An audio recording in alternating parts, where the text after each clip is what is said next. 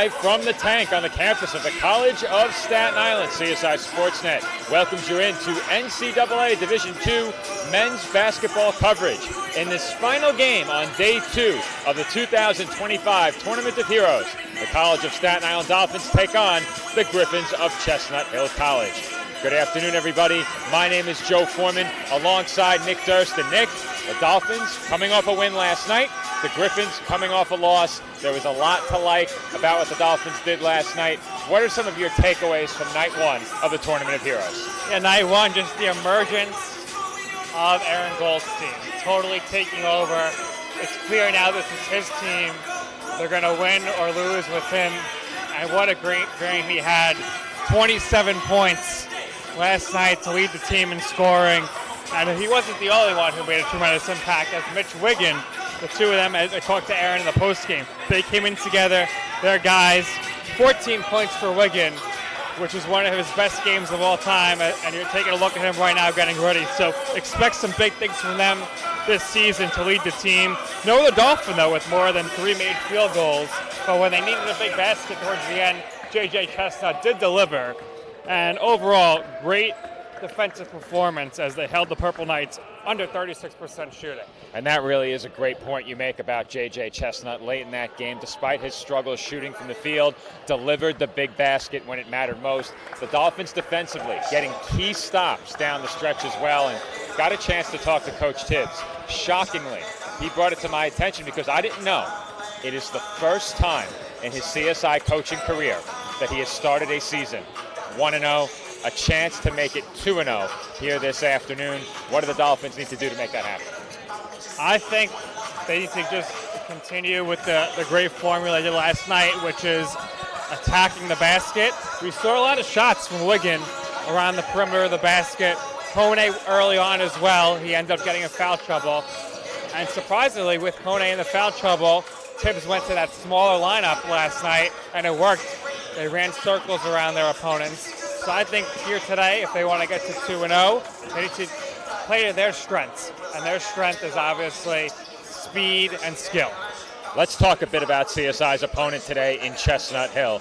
Last night, the Griffins suffered a loss to Assumption University. The Greyhounds are now 2-0 to start their season. But taking a look back at the game yesterday, what are some things that the Griffins struggled with and what worked for them in that loss? Because despite the lopsided final score, it was not all bad for them in that game. It was really a tough start that doomed them in the beginning. Yeah, Joe, a lot of these games early on, what we've seen over the years, tough start due to everyone's a little have the jitters coming out first game. By the second half, everyone's kind of in a groove. But the story of the game yesterday was the turnovers. They were plagued by turnovers, 25 turnovers, terrible three-point shooting, only 4 from 21. They allowed 60% shooting and over 42% from downtown, which was very rough. And Petit, he left injured. He had 19 points in that game early on, 6 of 11, so he was leading the way for them. Griffins, though, 18 for 22 from the line, and they out-rebounded the Greyhounds 34-20, so they're getting the job done in the glass. And I think if they allow anywhere near 60% shooting to the Dolphins again in this game, that is a recipe for disaster. We've seen at times this Dolphins team can get red hot from beyond the arc. Didn't look to shoot it too much from three-point range last night, but when they did, Aaron Goldstein hit some big ones. So yeah, and from far away, too. So there's no such thing as out of range for Aaron Goldstein. A lot of turnover on this Dolphins roster as well. Goldstein leading the way last night. He was our TLC Physical Therapy Player of the Game. And this has been the McDonald's pregame show. We will head back to the commentary desk and break right here. When we come back, we are joined by the third member of our crew, Nicholas Pavona. We'll talk a bit more about the 2 games that these 2 teams played last night, and then we'll get a chance to meet the starters ahead of tip-off. This is our final game on day 2 of the 2025 CSI Tournament of Heroes. Dolphins and Griffins coming up next.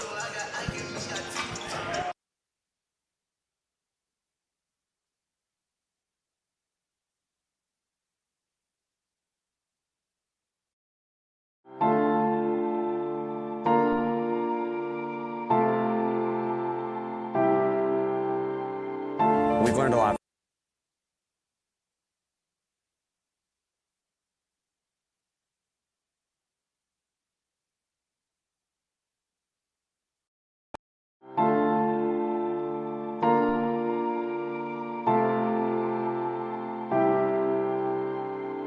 we've learned a lot from him, and we've probably learned more from him than he's learned from us. I think they're a real important part in my life. I can't describe it. It feels amazing.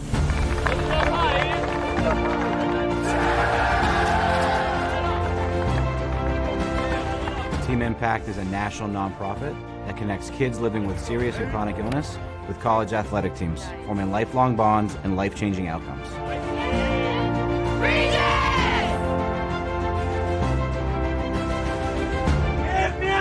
it! Break it! Can I have a hug? No.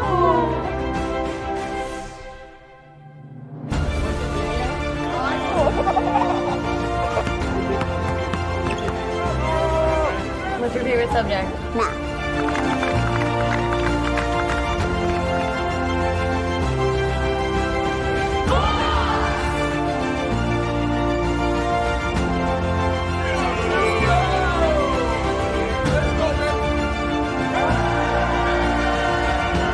When you spread the word about Team Impact, you have the power to change lives.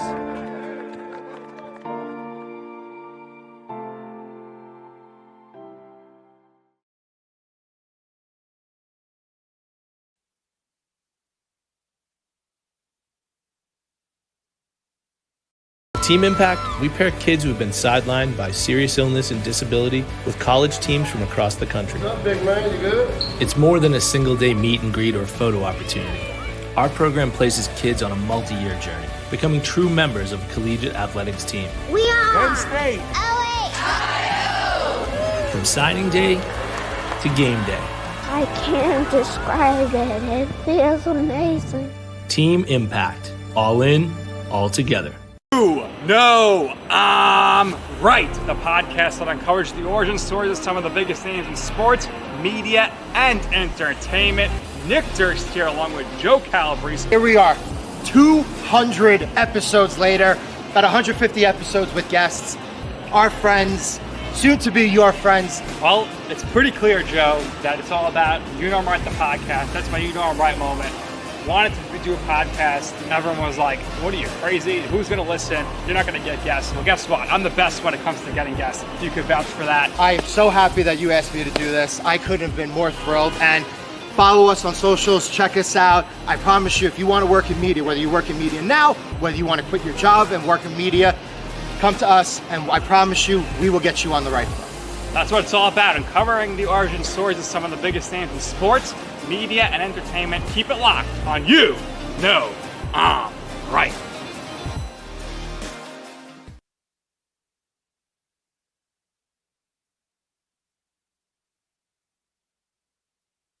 Sports fans, we cheer on our favorite teams at fields, gyms, arenas, and stadiums. But have you ever wondered what it's like to be a referee? Verbal abuse from fans, parents, and coaches is the #1 reason why many referees are walking away. And they're not being replaced quickly enough by new ones. So put yourself in the official shoes, act with respect, and be officially human.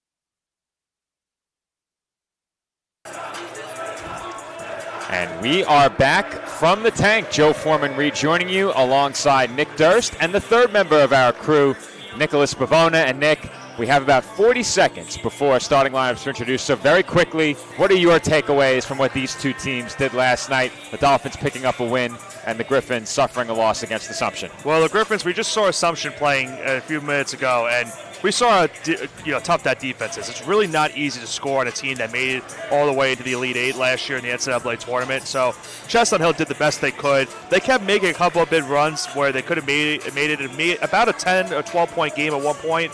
and they just never could get past that 16-point threshold. So we'll see how they bounce back today. For CSI, it was a resilient win for them in that game yesterday. A lot of foul trouble early. We saw Asa Kone have to pretty much sub out the entirety of the second half, but the Dolphins had some big contributions from Tynes, Wiggins, just to name a few players, and some big shots from Goldstein as well helped them lead to that win.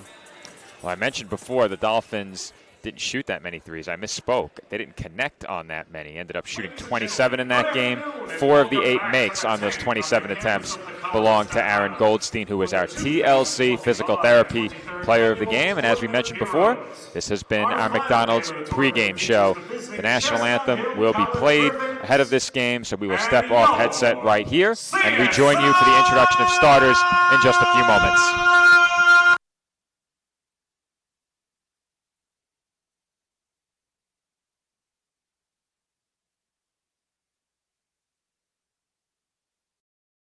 Hobra, a taco joint, Staten Island, where we're proud to have shared our family-first spirit with people from throughout New York City and the world. With indoor dining available both at the bar and on the floor. Or step outside for additional seating and an outdoor bar. Serving beer that's crisp, ice cold, and worthy of a day at the beach. Cocktails that explode with flavor. And great food made with the freshest and healthiest ingredients available.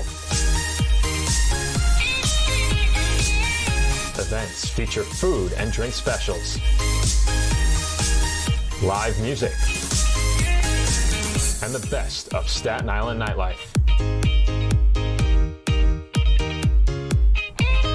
Your CSI Student ID saves you 10% on your dine-in order at Hobra. Visit us at 412 Forest Avenue, Staten Island.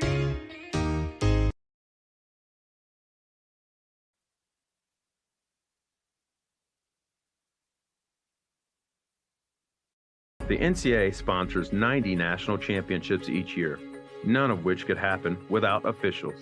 There is an urgent need for sports officials across the country, as they are retiring 4 times faster than they are coming in, leaving shortages at all levels of sport. The NCAA recognizes the importance of officiating on the student-athlete experience and is dedicated to the recruitment and retention of new officials for all sports. There are many great reasons to become an official. Stay in shape and get paid to do so. Meet new people and build relationships within a tight-knit community. Give back to the sport you love by creating a fair atmosphere and upholding the integrity of the game. Say yes to officiating. Visit ncaa.org/say yes to officiating for more information on how to get started.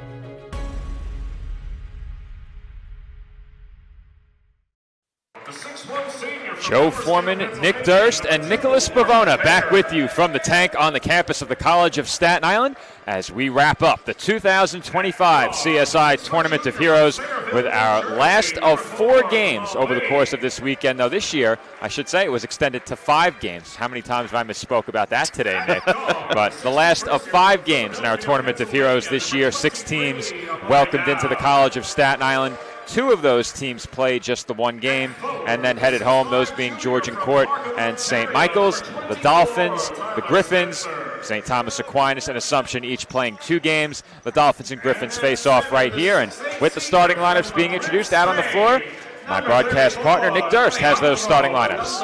First for Chestnut Hill.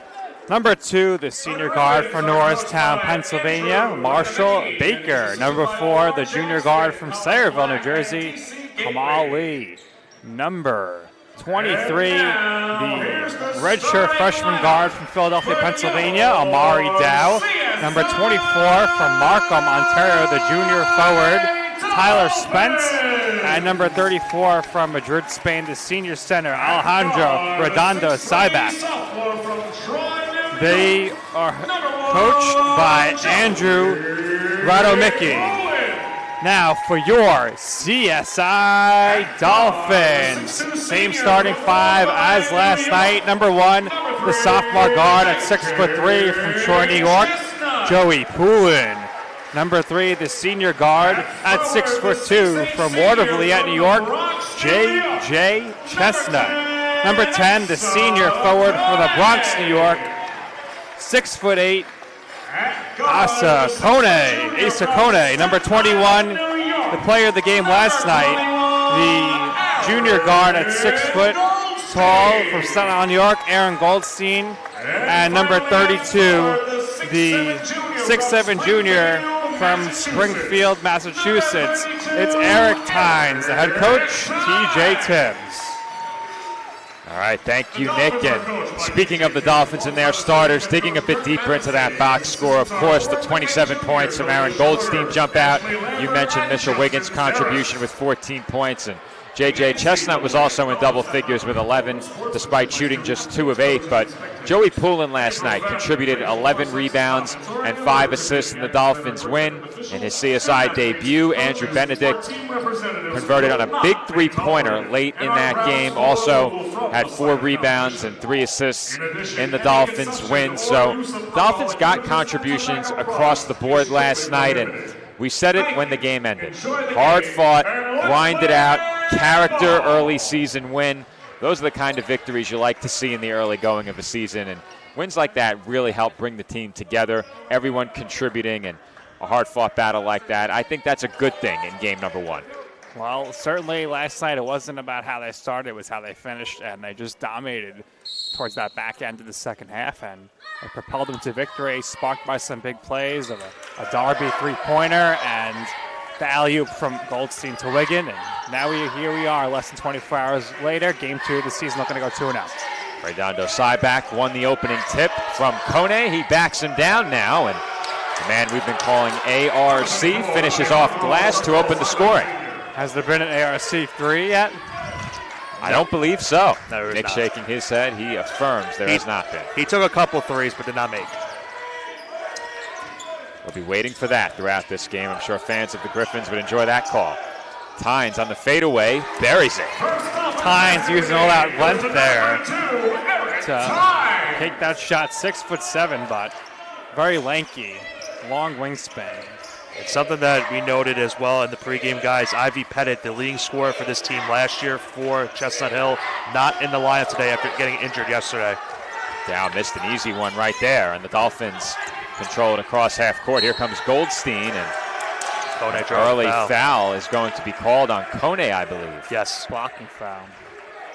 You have to call for the screen there.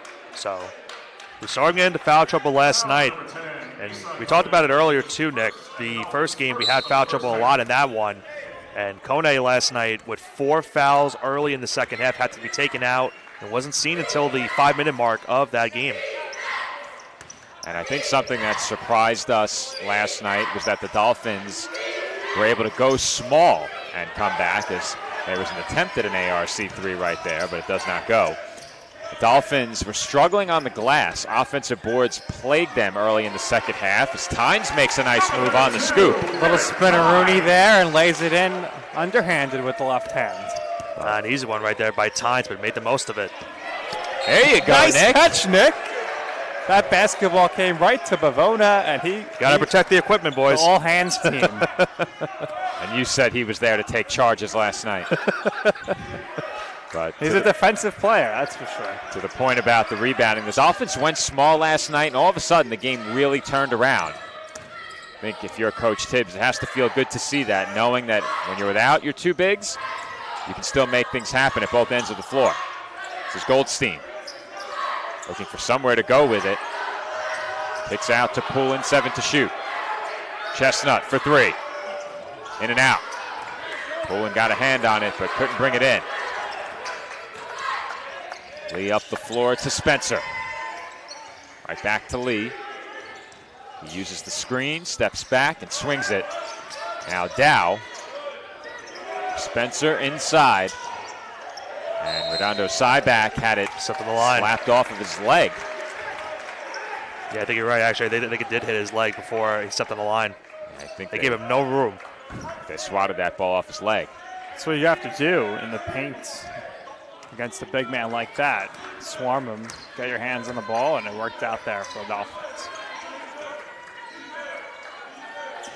This is Kone now back to the basket. He will hand off to Goldstein. Goldstein's pull-up, off back iron, rebounded by ARC. And we saw yesterday, too, the Dolphins got off to a slow start. The second half was a better half for them offensively scoring. So a little bit of a slow start early in this game. Dow, defended by Poulin, will pull it back outside, crosses over, and kicks out for Lee. Shot fake into a pull-up. Short. Poulin with the rebound. Same could be said for Chestnut Hill. They had the same exact result as well against Stack. They had a slow start in that game, too. Or correction, excuse me, Assumption. Chestnut working inside, and his floater is good. JJ is just so adept at attacking the basket. And last night was taking a beating down there, but never any fear from him attacking the hoop. It's good to see him get off to a fast start offensively. Three-pointer on the way from Baker off back iron, and a big rebound by Kone. Here comes JJ back up the floor, and he has it stripped away. Lee with the steal. Going right at Kone, and he draws a second foul on Asa Kone. We'll see how long they could push him here, but 2 fouls in less than 4 minutes. I would tend to think Wigan might come in at this point. Well, the question mark is, did he go straight up? The Dolphins bench thought so. Darby looks like he's going to check in after his first free throw. Unfortunately, for some reason, our second camera wasn't on the replay, so we didn't get to catch that. Well, we re-added it to try and fix the glitching.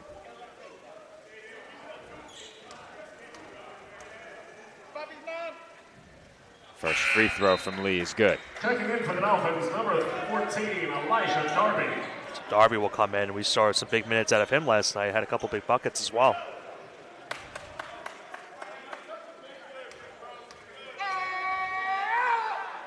I think he definitely energized the building a bit and helped spur that Dolphins running away when he came off the bench and immediately knocked down a corner three. When I spoke to Aaron in the postgame, he said, Eli, he's always working in practice, and when his name is called, he's always going to be ready, and he was.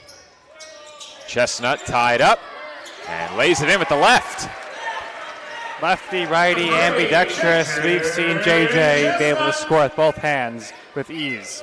I'm liking the aggressive start he's had in this game after a slow game last night in terms of offensive scoring. ARC goes at Darby, can't finish, Poulin with the rebound. Good job by Darby there defensively. Goldstein crosses over. Now Darby, right back to Goldstein. Goldstein, open off the spin, knocks down the jumper. Little razzle-dazzle there, and Goldstein puts it through the hoop. Dolphins now lead it by 6. Nearly 5 minutes gone by in the first half. Redondo side back, too strong. Chestnut with the big rebound as he was bumped into by Spencer. JJ working inside. Shot fake, and off glass, that attempt is no good. Here comes Dow. ARC over to Lee. Lee gives it up. 14 to shoot for Dow, and his pull-up jumper is good. Nice job there by Dow, had some space, knocks it in. Tynes uses the Darby screen, was briefly doubled, and now it's Goldstein. Goldstein for 3. Off the mark. Rebound by Redondo Cyback. Tough shot with 2 defenders right in front of him.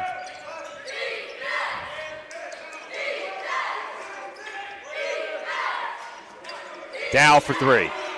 Way off. Sure, Cyback wanted a chance there. He had the corner 3 as well. 2 teams have been off the mark from 3 early. Chestnut had it poked away. Poulin inside for Darby. Out to Chestnut. For 3. No good. JJ still looking for his first 3 this season. 2 teams combined 0 for 7 from downtown. ARC for 3. There it is. First 3 of the game.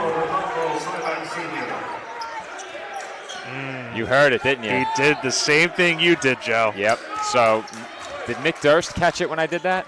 Okay, No. He wasn't here for that He wasn't game. here for that game, yeah. So, Nick, if you take a look at this roster, Alejandro's name bleeds into the year. So the year designation, and I accidentally called him Alejandro Redondo Cyback Sr. Anthony just did the same thing. Yeah, someone might need to tell him that. Darby just caught like an elbow or a slap in the face. Just comes up holding him, but that's interesting about Cyback. If he's senior, that can only be one thing, so obviously that's not correct. We'll fill him in. 7 minutes gone by in this game, and we have just reached our first timeout. Our score, the Dolphins 10 and the Griffins 9.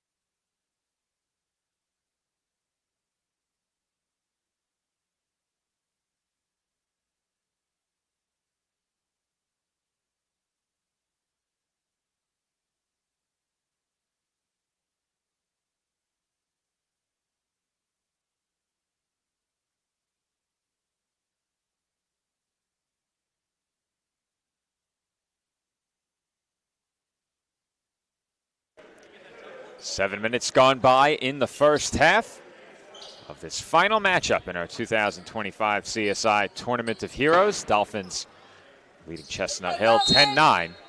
And following an offensive foul call against Elijah Darby, it is Griffins basketball. Dolphins already have Asa Kone on the bench with 2 fouls. Darby picking up his first on that last possession. And a foul called here against Andrew Benedict. So Benedict hit his first points as a Dolphin last night, a big 3 straight on towards the end of the game that kind of iced it. It's a good time for his first basket as a Dolphin. It's a big shot late in the game, helping CSI to close out that win over St. Mike's. You guys talked about the importance as there's a foul right there. Turnover, excuse me. But talking about Benedict's shot, you know, the players were raving about his shot during the offseason, and they're looking forward to see what he was going to do during the year. And you mentioned it, a big shot last night helping propel the Dolphins to the win. And even though it's just one make, that does wonders for the confidence. This is Wigan, who had a nice night offensively. He gets to work quickly and count the basket and the foul. And we saw Wigan do great work from the mid-range, and once they take a step out towards him, he gets to the rim and does something like that. Wigan just seems poised for a big year. And let's remember, he's just a sophomore, so the future of the program here potentially. And we talked about it too. He's been very aggressive in these first 2 games, which is what you like to see out of, you know, that freshman to sophomore jump. He's been really showing it in these first 2 games, and he gets a nice and 1 right there with the Dolphins up 4. CSI leads 13-9. That 3-pointer rolls off, and CSI is out running. Benedict spins, is met with a double. Now Darby up top for Goldstein. Tynes, jab step 3-pointer. Off the mark. Dolphins just have not had the stroke from downtown in this game. Now 0 for 4. Still shooting 6 of 12 from the field, however. Lee. Hands off for a Baker 3. And Wigan has the rebound.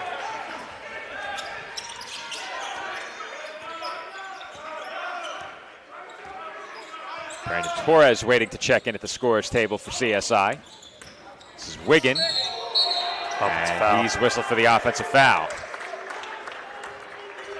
Torres will come in. And we saw him come in late in the game last night to make his Dolphins debut. Well, we had our first media timeout at 13. We have another at 11:32. Dolphins with a 4-point lead as we approach the midway point of the first half. Number 2, Marshall Baker. Number 20.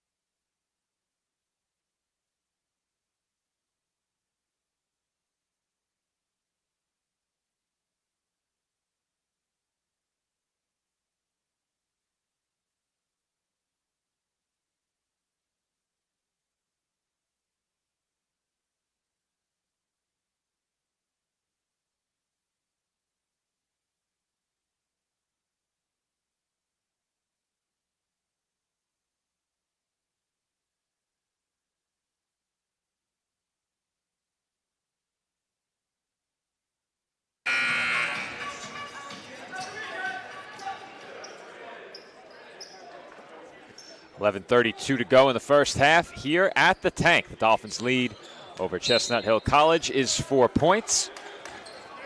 It is Griffin's basketball. Working from the corner, that was Gorham. Kick out for a Burns 3 off to the right. And the Dolphins could not secure the rebound. I think Benedict got a piece, but couldn't bring it in. Both teams are struggling to get any type of three-point shooting going.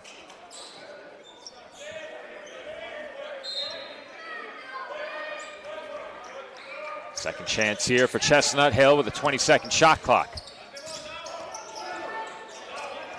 Dow going to work against Wigan. Off on the pull-up. And a tie-up on the rebound. Jump ball call. Good job there by Benedict to get his hands on that. That was Bivona-esque with the strong hands. What do they used to say? Board man gets paid? Never heard that one before. Really? It might be a new term from a couple years ago. Yeah, admittedly, I hardly watch any professional sports broadcasts outside of the NFL. Very rare. I attend plenty of games, but I don't watch many at home. I think once a week works, especially on Sunday. We don't have many games. We got 2 or 3 this year. 2 or Yeah. 3 weeks this year. Two. Sundays. Super Bowl Sunday, right? Yay. Yep. Don't sound too enthusiastic. Oh, I am not hiding my lack of enthusiasm for a game on Super Bowl Sunday as Wigan is swatted on the inside by Landon Shivers. 5 left on the shot clock. Could be worse, Joe. You could be having to watch the Super Bowl on your phone on the bus back to Buffalo. In That the is snow. true. Did I tell you guys in 2027 I have a wedding on Super Bowl Sunday? Really? Yeah. Well, Not 2 ideal. years in advance, they planned it. They picked the Super Bowl. Yep. All I have to say is that marriage better last. It's the same day as Valentine's Day, so that's why. Oh, wow. Yeah. It's local. It's in Jersey, so it's not the worst. 3-pointer by Day off back iron, rebounded by the Dolphins. Still a 4-point game. No basket since we've come out of that last timeout as Goldstein was blocked. Dolphins having a big issue right now getting to the rim. Back-to-back blocks. Gorham left open, and that's not a sign of what's been happening with the three-point shooting. I don't know what it is. What do we call that? I don't know. What did we for that? Wedgie. For the Dolphins, number 3, J.J. It went over my head. That one was in there really good because Wigan had to give it a couple of jumps and punches. Yeah. I used to be good for those, not anymore. Now on that, when you're statting it, that's just a jump ball, isn't it? I guess, in a way. I think it's just a jump ball, yeah. I mean, they're maintaining possession, so I guess so. Has to be a jump ball.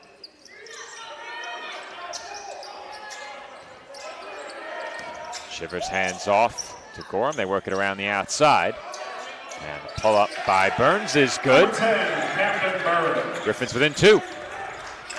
Griffin's making a bit of a run here. That ended a 3.5-minute scoreless stretch for Chestnut Hill. The Dolphins going on 3 minutes, and right on cue, Mitchell Wiggin buries a 3. That was so easy. I never seen a ball go so quickly from the hand through the net with no rattling at all. Smooth shot there by Wiggin. If Wiggin is knocking those down with any consistency, he is going to be a very dangerous offensive player. Meanwhile, Chestnut gets called for the foul, so it's now 16 fouls on CSI.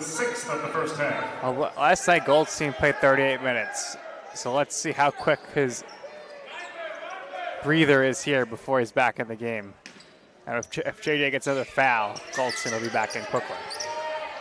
Inbound goes to Shivers, fakes the dribble handoff, and goes right to the rim. Might have been a bit of a walk there, a couple of steps. You and Nick have both aspired to officiate Aspiring today. officials today. Yeah. We're in rare form. This is usually late season form as Chestnut lost his footing, maybe a wet spot on the floor. Look out. Oh! I couldn't save that one. Nick! There was no chance unless I had elastic arms. That was a basketball. Call him Mr. Fantastic. Someone got knocked in the face there in the stands. Yikes. Thankfully, everyone is okay. Well, we don't want to get to the point where we need to have spectators signing a waiver at the door. We have to put the nets over here like the baseball. Baseball, yeah. Ooh, that would be a bad look. That would be really bad. Wiggin, hop step. That's not Couldn't finish. It was all good until up to the end. I think he ended up a bit too deep under the rim. Yeah, you got to get to the side more. Dolphins by 3. Just under 9 minutes to play in the half.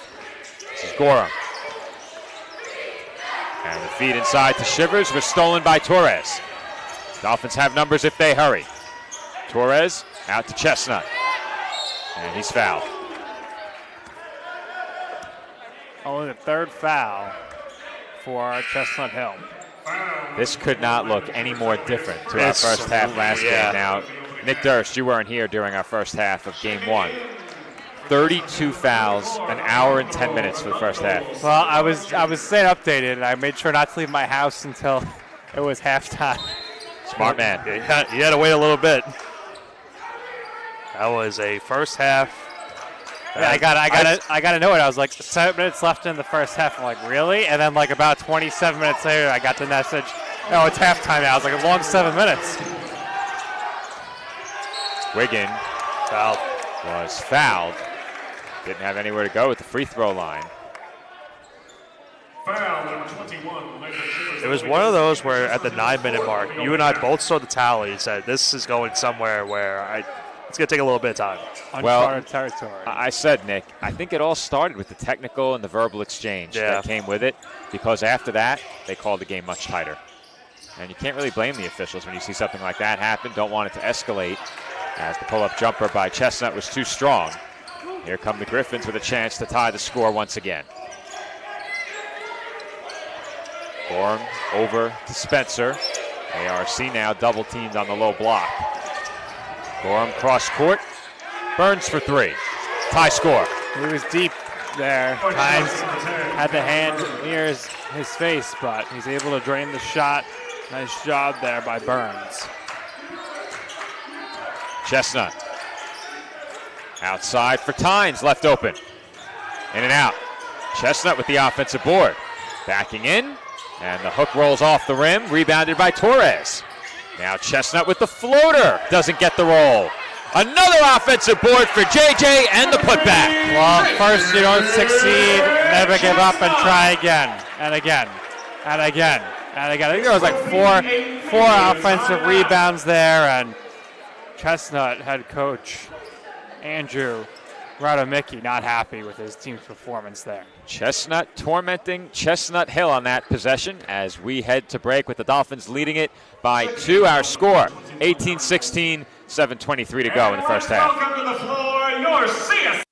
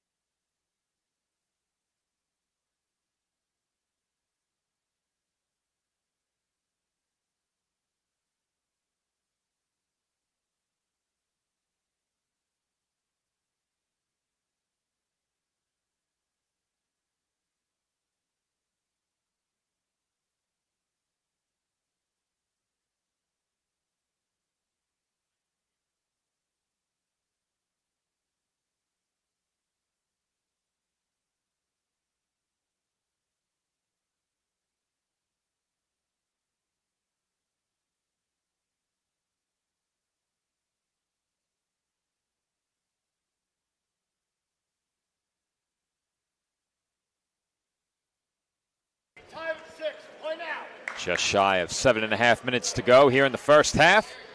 Dolphins' lead is 2 points. It is Chestnut Hill basketball, however, and they have a chance to take the lead. Wasn't a long rest for Aaron Goldstein. He's back in the game.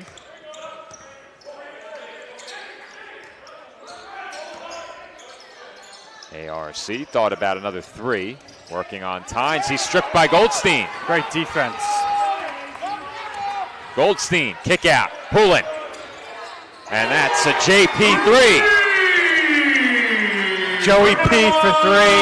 Acknowledge him. Does the small things, and he also gets rewarded there with the big wide open three. Though without Bryce Waterman on the team any longer, as that finger roll off glass is good by Gorham, but without Bryce Waterman with the program, I think Poulin might have the most fitting last name for the call splash. Pool. Yeah. Agree. Tynes. Splash. ET there knocking down the shot from the corner, and the threes are starting to fall now for the Dolphins. They've hit their last three from downtown. And Redondo Cyback came up short on the reverse layup. It will stay Griffin's basketball. There's that earlier sequence with the Dolphins forcing the turnover. It might have been a mixture of both Goldstein and Tynes on that play. Goldstein comes up with the steal, finds Poulin on the outside for the wide open three.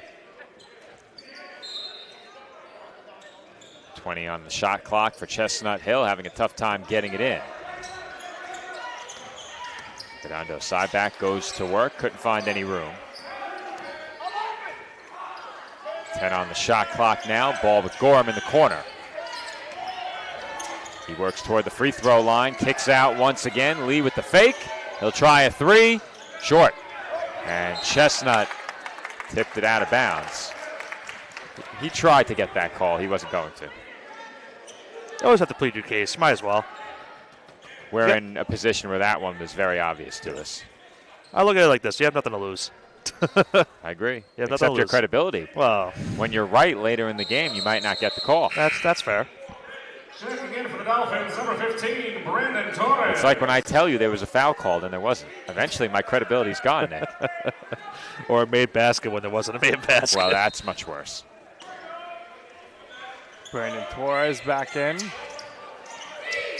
pesky free throws, Nick. They were. I think it's those friendly rims. Yeah.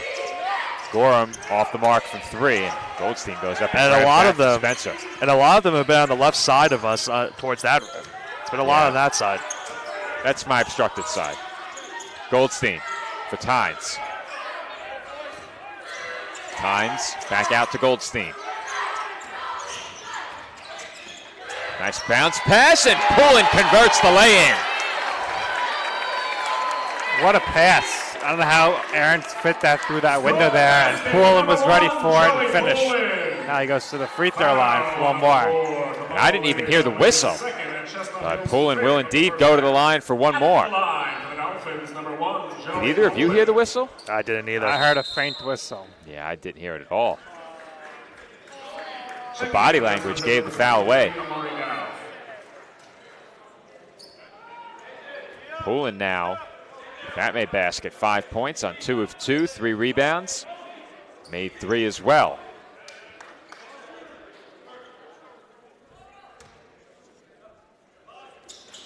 With 6 points. With that made free throw, and the Dolphins, their largest lead of 9 points.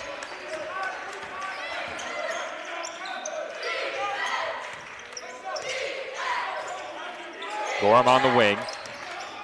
Defended by Chestnut now, top of the arc. Dow, given space, hits the jumper. Number 23, Amari Dow. Dow seems to do that twice now. Had some space, doesn't hesitate, knocks it in. Dolphins get a play call in from the bench here. Chestnut uses the Goldstein screen, lost it. Jump and ball. they'll call jump ball. Jump ball. Yeah. I don't know. If there was a tie-up, it was quite brief. Yeah. It will stay Dolphins ball. Here's a replay of it. Yeah, I didn't see it, admittedly. I didn't even see Chestnut touching the ball. Chestnut Hill, rather. Obviously, J.J. Chestnut was holding the ball. J.J. Chestnut now with it. Back out to Goldstein. 5 to shoot. And that's an AG3. As good as gold, fellas. Knocking down those threes with ease. And now Poulin forces a turnover.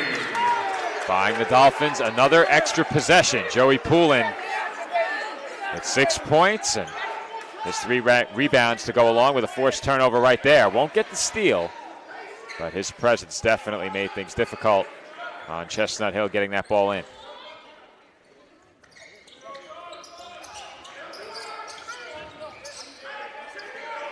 Goldstein for 3. Rolls off. And the rebound was tipped out of bounds by Redondo Cyback. Another chance now Checking in for Chestnut Hill, number 10, Camden for Murray. CSI.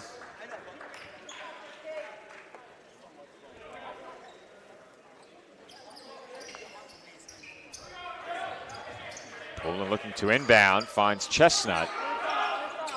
Goes to work in the post and banks it in through contact and 1. Chestnut off to a phenomenal start in this one. Score the basket. Making it happen at the rim. Number 2, Jeremiah Gorham. That'll be his first in Chestnut. Dolphins beginning to assert their will in the paint in this game. J.J. Chestnut's been a big part of that. He's already attempted 10 shots, 4 of 10 from the field, 4 rebounds. Yeah, I mentioned it earlier. He's been a lot more aggressive in this game so far. Last night wasn't the best scoring output for him. Did have a big floater late in the game, but he's been certainly aggressive in this first half. Dolphins with 16 points in the paint now as Redondo Cyback goes up high to make that grab and lay it in. He did it again, Nick. Well, he also he called Marshall Baker on the foul, Jeremiah Gorham, and he called Brandon Torres Brandon Thomas. So yeah, the cold's getting to him, I think. Yeah, it is a bit chilly. Goldstein with the left hand. Goldstein now with a quick 7 points. Griffins work it around the outside. They're now trailing by 13. A strong move along the baseline to get inside by Baker results in a foul call. And with that, we will head to a media timeout. 3:25 to go in the first half, and the Dolphins have extended their lead to 13 points. Our score, Staten Island 35 and Chestnut Hill 22. Media timeout.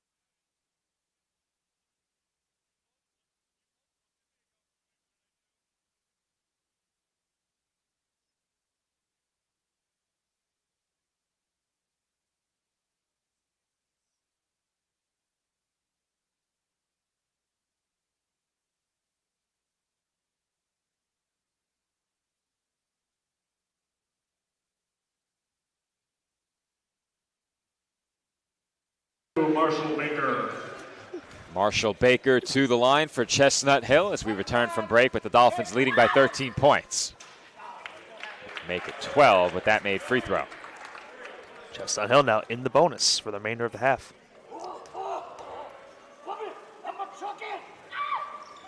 That was certainly an interesting crowd having some fun there. That was okay. It worked. Poulin got a piece of it off the miss, but couldn't bring in the rebound. It will stay Griffins basketball.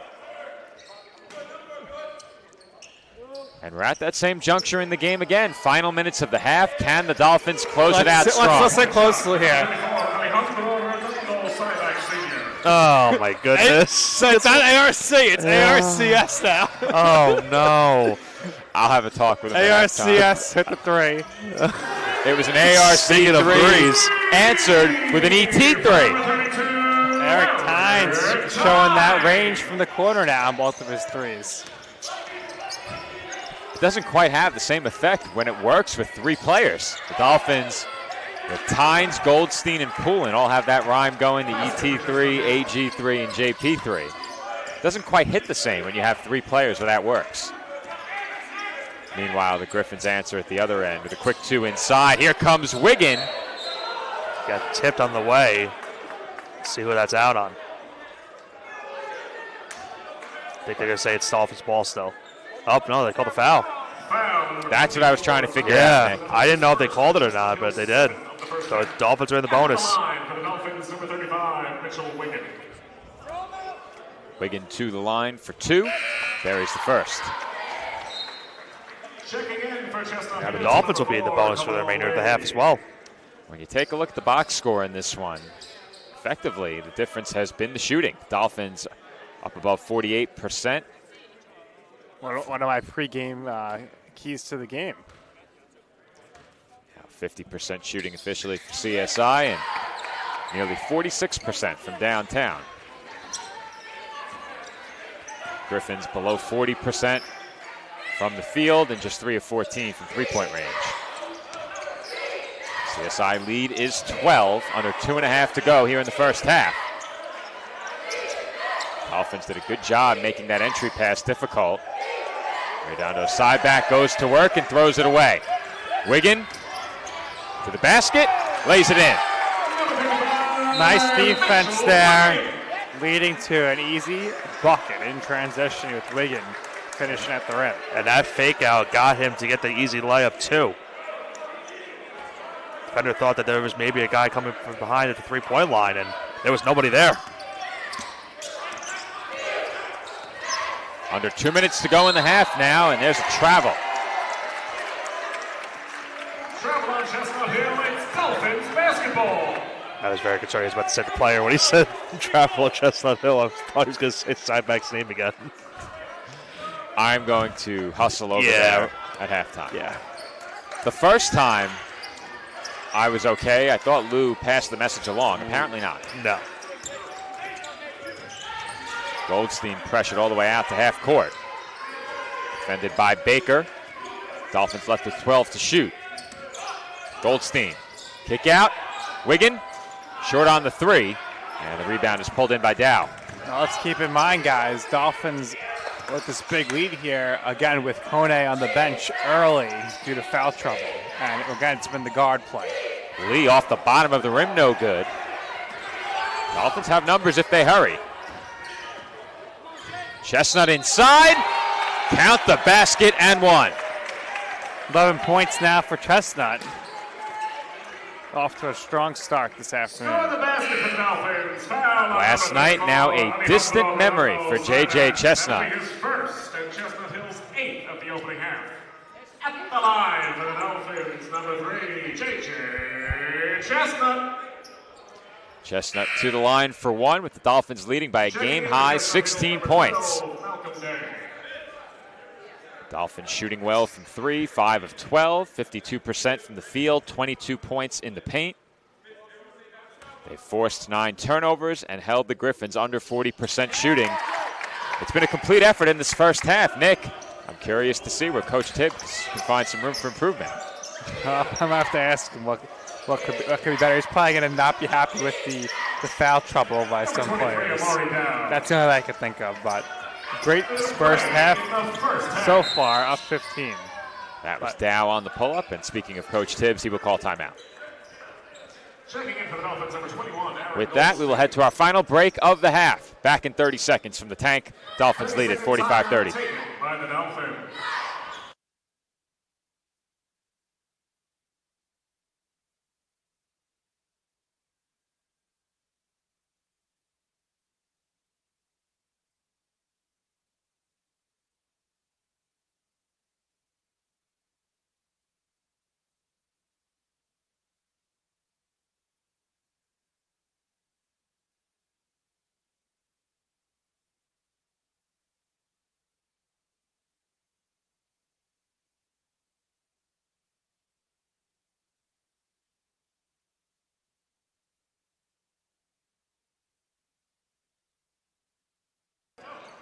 Dolphins will inbound from in front of the Griffins bench as we resume play with under a minute to go in the first half.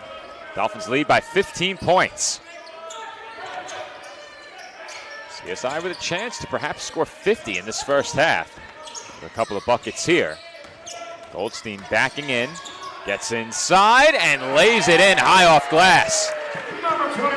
Dolphins right now, they're shooting the ball well from downtown, but they're having immense success at the basket.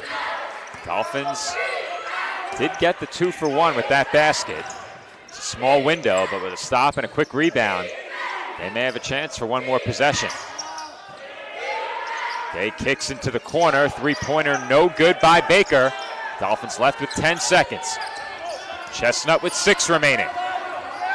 Wiggin to the basket, converts, and that will bring the first half to a close.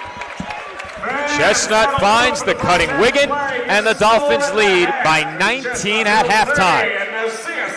Basketball head coach TJ Tibbs joins us for the TLC Physical Therapy halftime report in just a few moments. We'll be right back here on CSI Sportsnet.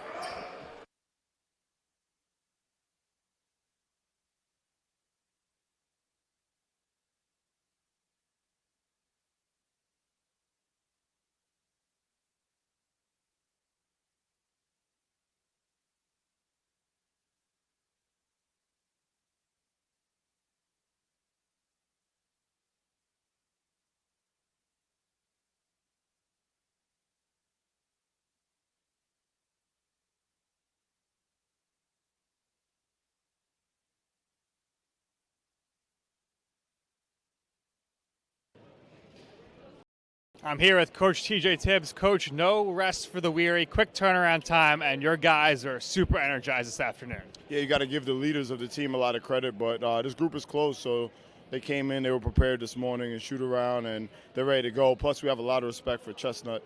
Andrew's a great coach, right? They played really hard yesterday. They had a tough game. You know, they're down a guy who I think is one of the better players in the region. But you see in the beginning of the half how their spirit is high. They move the ball well. Their big guy is really good, man. He's one of the toughest big guys we had to prepare for, you know, since I've been here at this level. So they know. So they answered the call. It was good to finish the first half strong. But we got to do a lot of things better to clean it up because they're going to come out of halftime. They're going to be ready to go. Talk about this tournament, how it expanded this year, how it's getting bigger, and how you're getting some really top-tier talent in the region to come here every year. Yeah, I tell everybody, we want to try to be the best opening tournament. We never scheduled to figure out how we could win or anything, but this year was unique.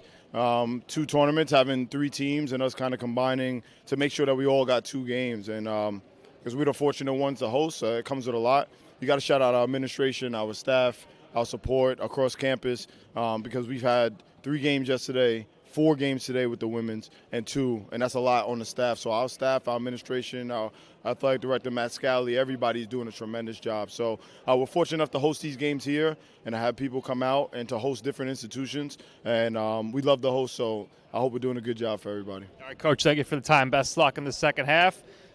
Joe, Nick, we're going to send it to halftime now. Dolphins up 19 as we go to the half. Keep it locked here for the second half, the last game of the Tournament of Heroes.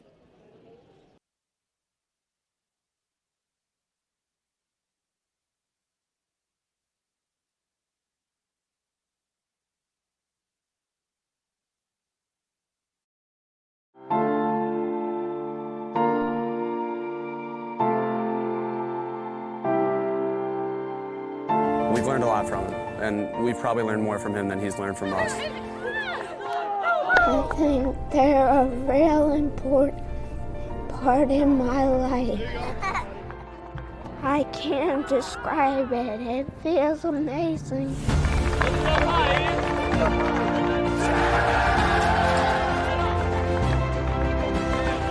Team Impact is a national nonprofit that connects kids living with serious and chronic illness with college athletic teams, forming lifelong bonds and life-changing outcomes. Give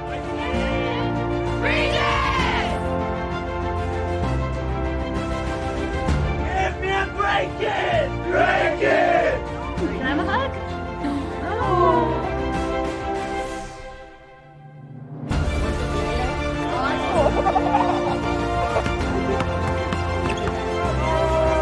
What's your favorite subject? Math.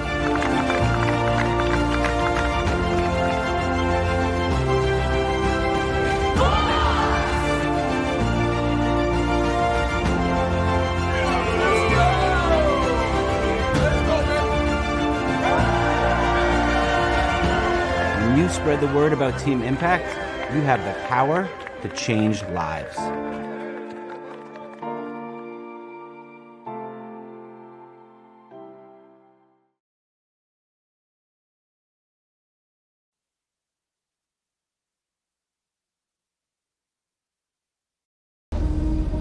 NCAA athletes don't just compete, they make history.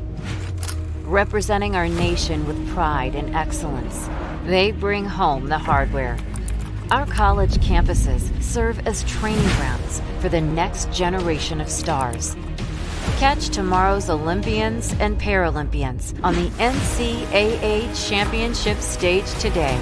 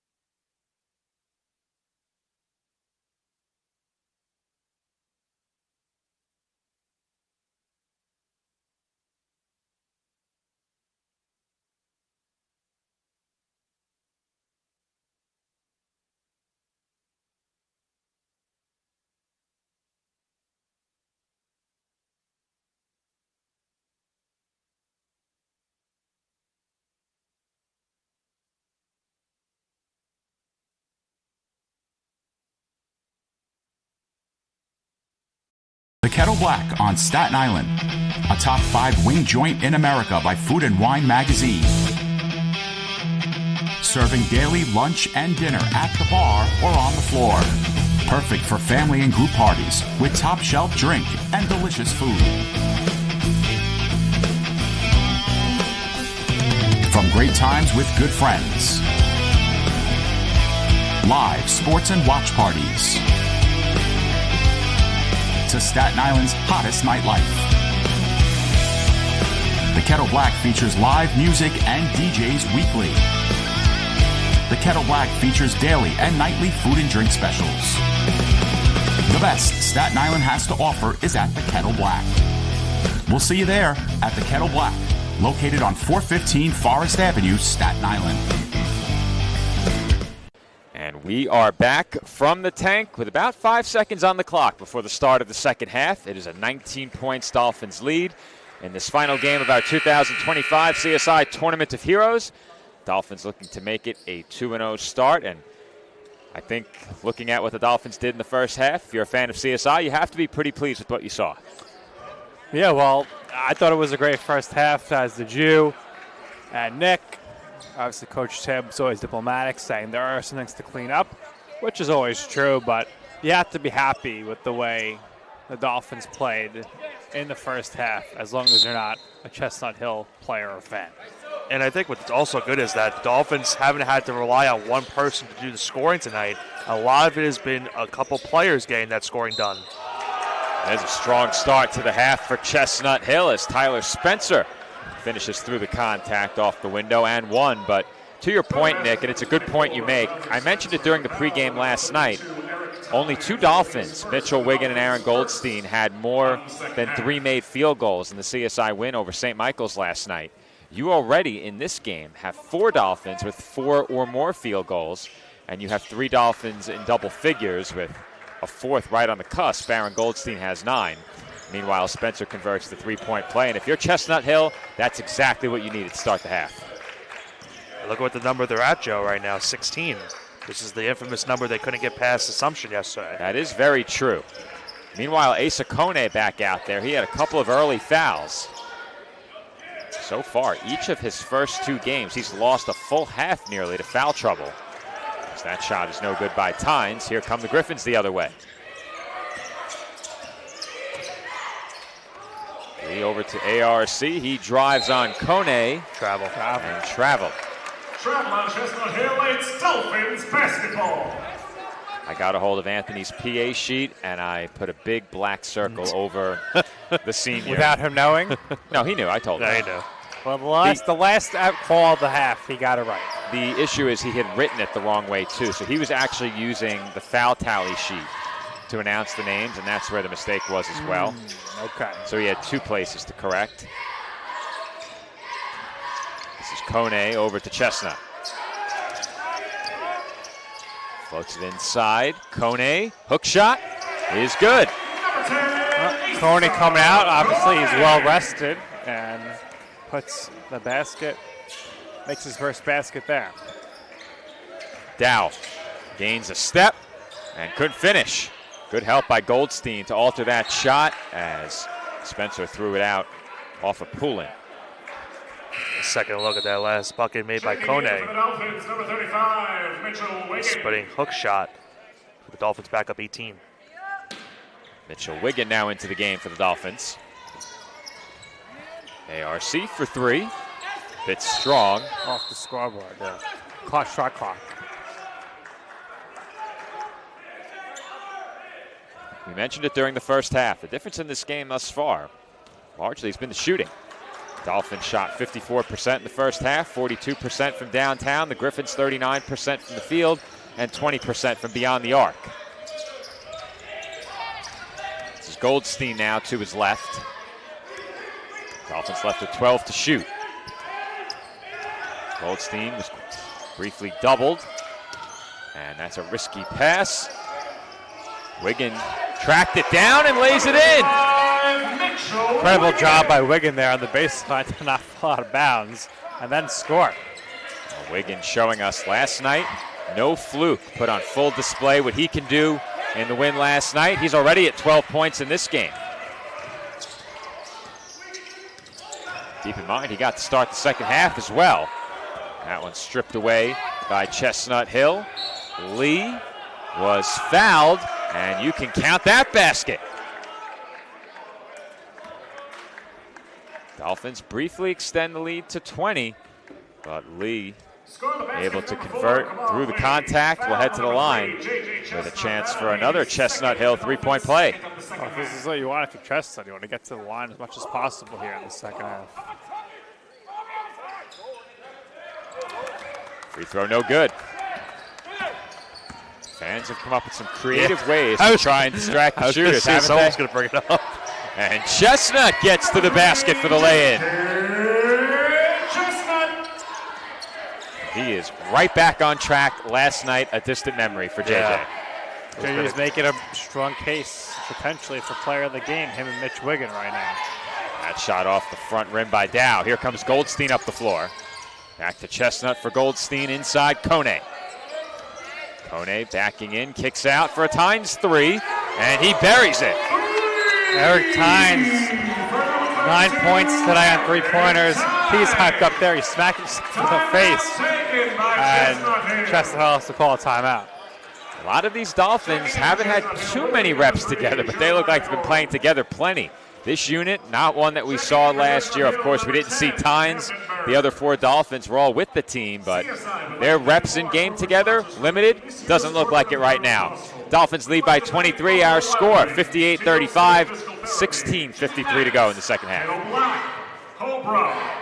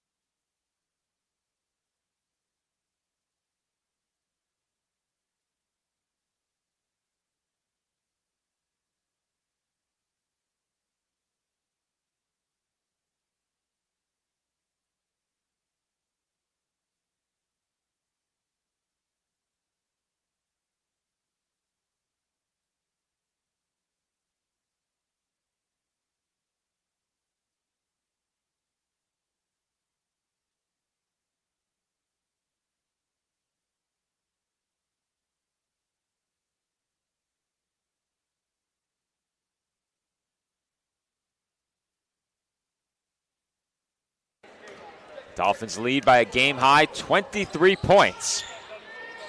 And the Griffins now approaching that territory where they need to put together a run quickly. Still plenty of time as Chestnut commits the foul.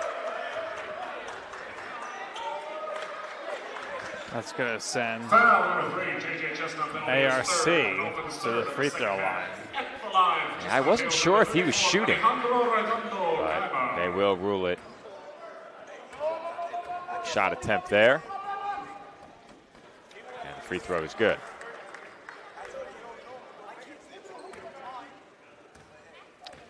Yeah, you know, I wasn't sure he was going up yet. But he capitalizes and knocks down both free throws.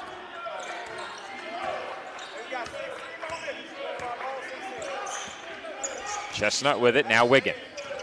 Quick move inside, Wiggin not close on that attempt, but Kone has the rebound, and how about that high arcing hook? Beautiful job there, Kone attacking the basket to get the rebound, and then the high arcing floater there. What touch there by Asa Kone. Dolphins back in front by 23. Backing in Baker, and he puts it up and in.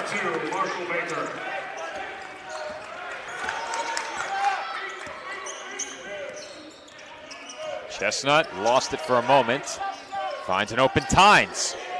Bit short. JJ got his hands on it, and Tynes could not save it.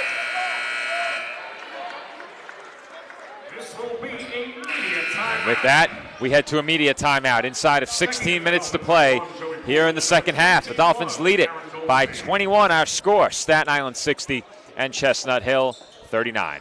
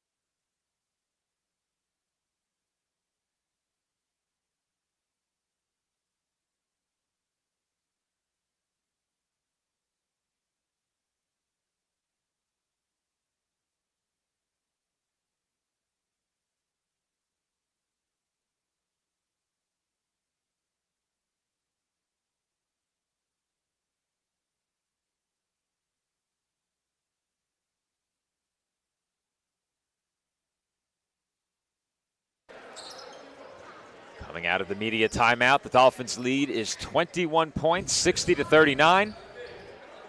And we mentioned it prior to the half, and you spoke about it with Coach Tibbs, Nick. It was a strong finish to that first half that really helped propel the Dolphins to this 20-plus point lead. Yeah, they're maintaining that lead right now as that ball is knocked out of bounds off Goldstein. So Goldstein out there with Poulin, Kone, Benedict, and Wiggin right now, the five for the Dolphins.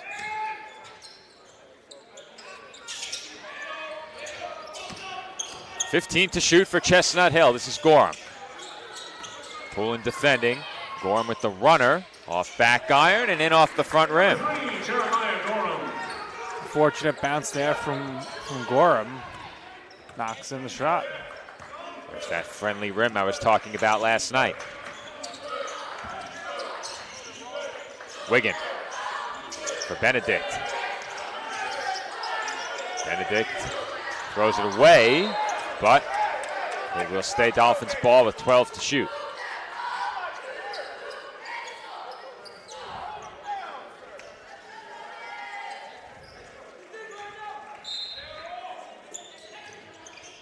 Dolphins inbound from the baseline. And ouch. It will stay CSI ball as it was tipped But I believe they're going to say that Shivers was over the baseline. That one almost hit Wiggin in the face. Goldstein for 2, and it rolls off the rim. Gorham up the floor, defended by Benedict. Burns on the pull-up, and that's a tough shot by Camden Burns. Yeah, kind of stepping back there, but he's able to make it look easy. It's been a nice couple of shots here in the second half. Those pull-ups from deep 2-point range, oftentimes very tough shots. Not one you expect to see too often. This is Wiggin now from the free throw line. Short. ARC with the rebound.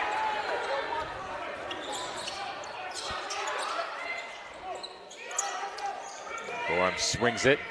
Ball now in the corner. Baker feeds it inside. Redondo Cyback defended by Asa Kone. He goes to work. Feeds Shivers, who is blocked. Second attempt and a foul called. Third foul on Kone now.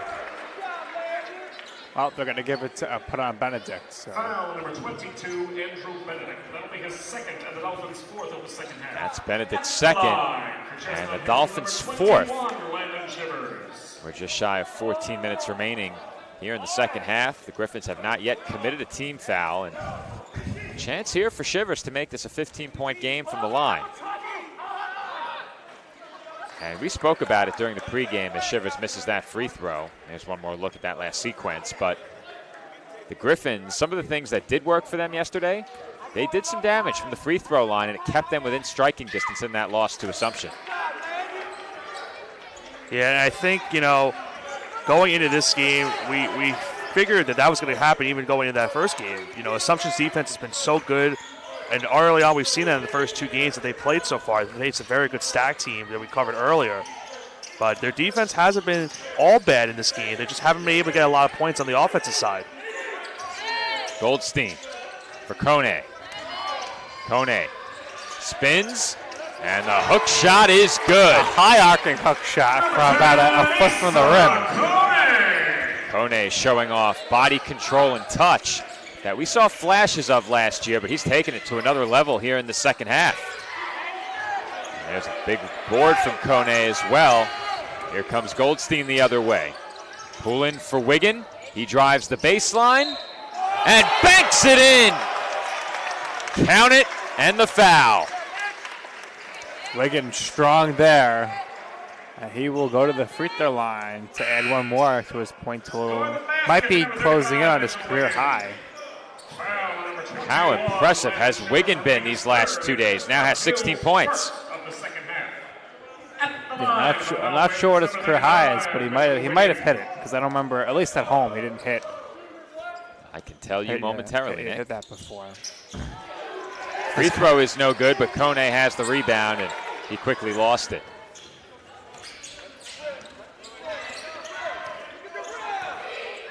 Career high's 12. So he surpassed it by 4. Floater is short, rebounded by Benedict. Goldstein being harassed by Baker, gives it up to Benedict. Just over 12 and a half to play. Dolphins lead by 20 again, and Kone goes to work, can't finish. J.J. Chestnut up off the Dolphins bench now. Gorham gets inside and threw it off Kone's foot. Checking in for Chestnut Hill, number 4, Kamal Lee, and checking in for the Dolphins, number 3, J.J. Chestnut. There's one more look at that move by Kone from earlier. Yeah, nice high arcing move by Kone. Gets the shot off, and you mentioned it, he's been having a great start to the second half after having to sit out most of the first half. He's been really impressive in this one, Nick. I think that's just what it is, Joe. Him and Wiggin, 2 guys that at some points last season had some starting minutes, not really played starting minutes the entirety of the year. They've really contributed so far tonight. Shivers short on that 3. This is Gorham again. He finds Shivers, and he draws the foul.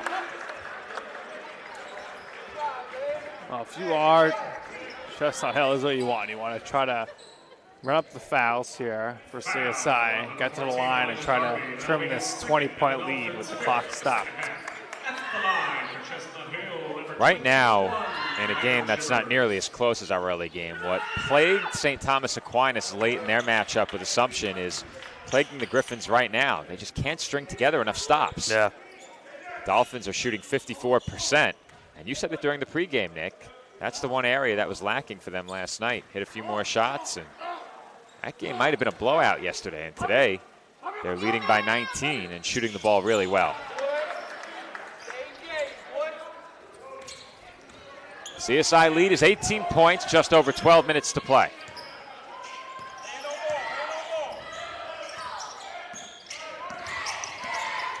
Chestnut picks up his dribble and finds Goldstein. Darby to the rim, off the mark. That only found glass. And quickly Lee brings it up the floor. Shivers for three. Way short. Griffins continue to struggle mightily from beyond the arc. Now 3 of 19 from distance. And Goldstein will head to the free throw line following a media timeout.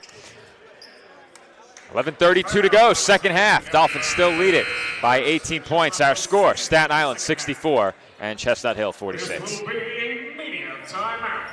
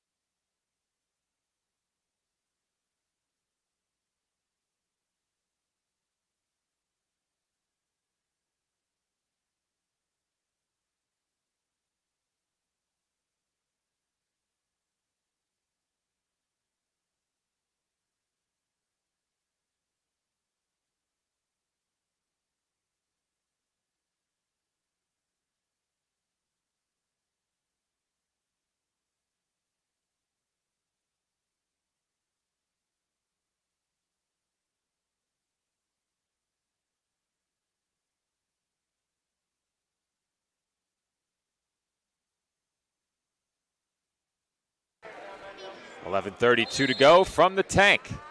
And this is our final game of the 2025 CSI Tournament of Heroes. This event held every year in memory of Terrence Aiken, Scott Davidson, and Tom Hannafin. As always, our CSI game last night was preceded by a pregame ceremony held in their memory and the memory of all those who lost their lives on September 11, 2001. Dolphins have put on a show for the fanatics in attendance, and we've seen it many times before. Night one, always very heavily attended, usually the most attended athletics event of the year. Great turnout here on day two as well. Yeah, solid turnout right now. Hopefully we got a good turnout for our next game as well, women's season debut. I think it definitely bodes well when you have both the men and women play back-to-back. And these teams that have come in to play against the Dolphins and against other regional programs, they've traveled pretty well too. As that fadeaway is short by Malcolm Day. A lot of Chestnut Hill fans here, for sure. Goldstein converted on both of his free throws coming out of the break as well. Dolphins lead 20 points. Just over 11 minutes left to play. And the Dolphins, with one more spurt, could put this game away right here. Goldstein, using the Darby screen, had it knocked away. 5 to shoot now for the Dolphins with this inbound upcoming.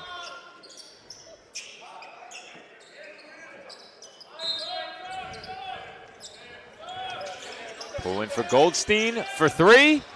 In and out. Rebounded by Benedict. Great job there by Andrew on the glass. Chestnut with it now. Benedict hands it right back to him. 5 to shoot once again. JJ had it poked away. Running out of time, tries a 3, and it rolls off the rim. Here come the Griffins. And they're approaching that point in the game now where they're going to have to work a bit more quickly at the offensive end. That is Lee for 3. I like that, Lee for 3 there, but Lee making something happen there for his team. Closing deficit a bit. A nice couple of shots yesterday in the loss to Assumption. A big 3 right there. They try to cut into this deficit. Darby with it. Hands it back to Goldstein. Aaron on the drive to his left. Gets inside and lays it in. What a weekend for Aaron Goldstein. Potential ECC Player of the Week coming up. Goldstein now 5 of 11. As there's another 3.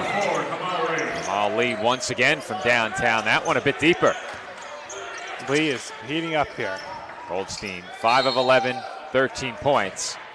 And now JJ Chestnut will head to the free throw line. Foul number 34, Alejandro Redondo Slyback. That'll be his second in Chestnut Hill's There we go. third of the second half. At the line for the Dolphins, number 3, JJ Chestnut. The Dolphins in this game, these 2 free throws by Chestnut will just be number 10 and 11 overall. And Nick, this game, in terms of free throws, could not be any more different from the game we covered just about an hour or 2 ago. Yeah, that game feels like a lifetime ago at this point. That game felt like 2 games in one, with the way it went. This game has had quite the pace to it. Not many stoppages.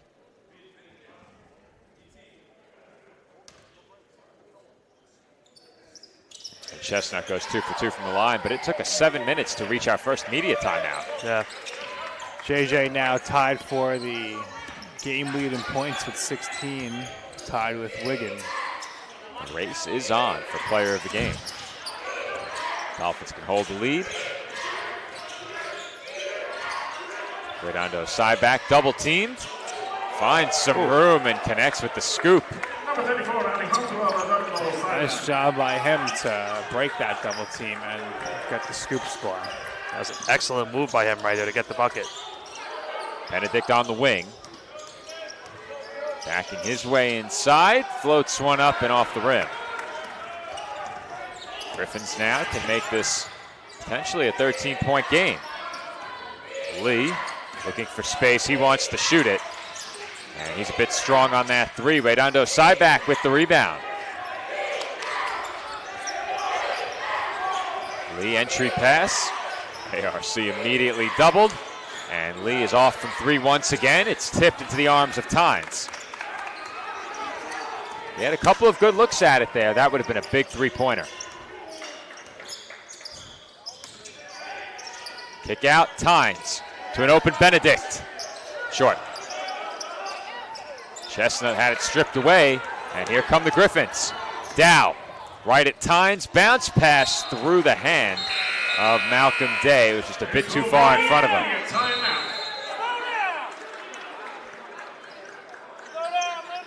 And now, welcome to the floor. Media timeout with 7:57 to go. Dolphins lead by 16.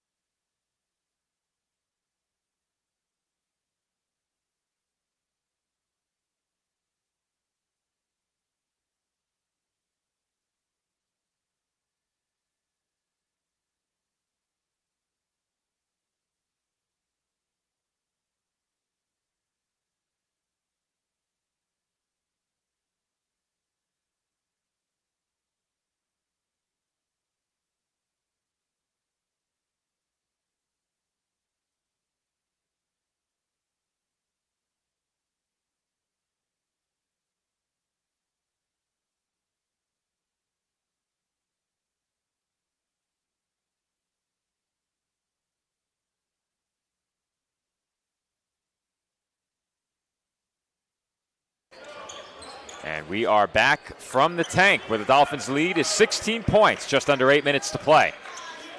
Dolphins looking to make it a 2-0 start to their season. The Griffins hoping to avoid an 0-2 start, and Kone throws it down off the feed from Chestnut. 4 letters, 1 word, slam. I almost said dunk. I had to wait a second. Back-to-back days with alley-oops. How about that finish by Kone? I couldn't believe he was able to put that one in.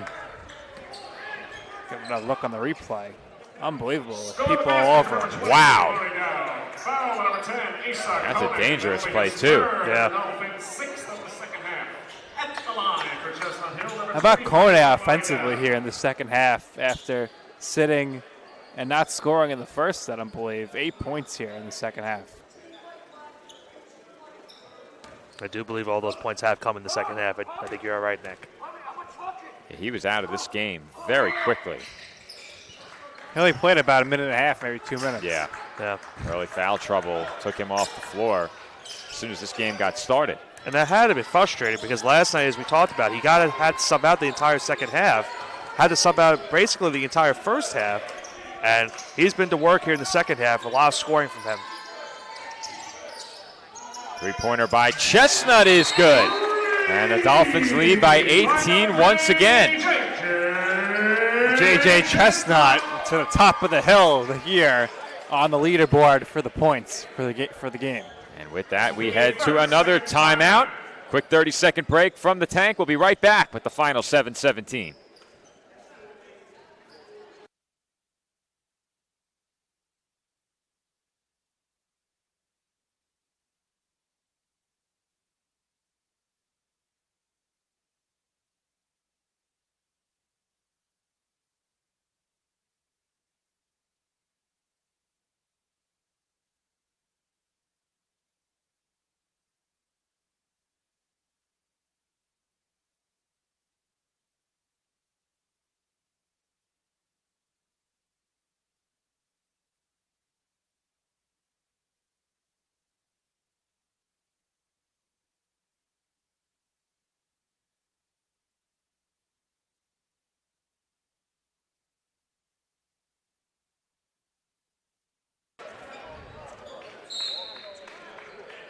Griffins basketball as we return from the tank. The lead for CSI over Chestnut Hill is 18 points, just over 7 minutes to play. And time is running out on Chestnut Hill here. This is Lee to the basket, blocked by Kone. And the Dolphins are out and running. Chestnut looking ahead. Throws it a bit low for Wiggin. And jump ball should be coming here. Possession arrow favors the Dolphins. As we get one more look at that swat by Asa Kone. Heavily involved in the second half, as we mentioned earlier on.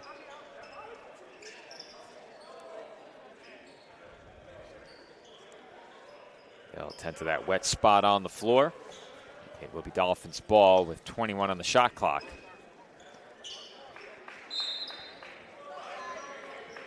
Brandon Torres into the game will be the inbounder for CSI. And Jeremiah Gorham checks in for Chestnut Hill here.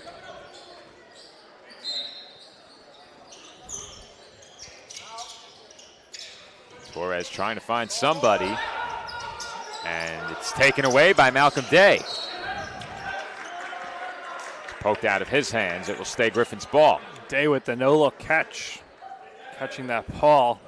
On the inbounds. It's literally a defensive back in the NFL where they don't have their back turned, they're just putting their hands up. About to say the same thing, Nick. Made like an NFL defensive back there. Had to read the eyes of the recipient on that pass. Pull-up jumper, Day off back iron. Rebound tipped out. Dolphin ball. By Redondo side back. And I thought that was the right call. The Griffins bench didn't think so. Number 21, Aaron Goldstein. Aaron Goldstein back into the game. 6.5 to play. And I'd say the Dolphins are perhaps 1 or 2 baskets away from putting this one out of reach. Yeah, we are approaching that territory. So Chestnut Hill got to try to find a way to get stops.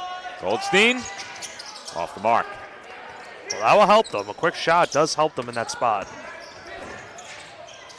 There's an open look for Lee. It rolls off. Foul underneath. And another foul is called against the Griffins. They're beginning to show some frustration. Dolphins get it right back with 6:09 to play. And Griffins had a chance right there. If they knock down that three with about, I'd say, no more than 10 or 15 seconds coming off the clock to make it a 15-point game. Quick stop, quick basket, but Lee couldn't connect from the corner. Chestnut can't finish, but Kone is there. His putback is off the front rim, and the Griffins race up the floor. This is Day. Fake in the corner by Dow. Another fake inside, and he draws the foul. Foul number 21, Aaron Goldstein. That'll be his second. Puts Chestnut Hill now in the bonus for the remainder of this game. So for them, they need to just keep attacking. Amari Dow to the line.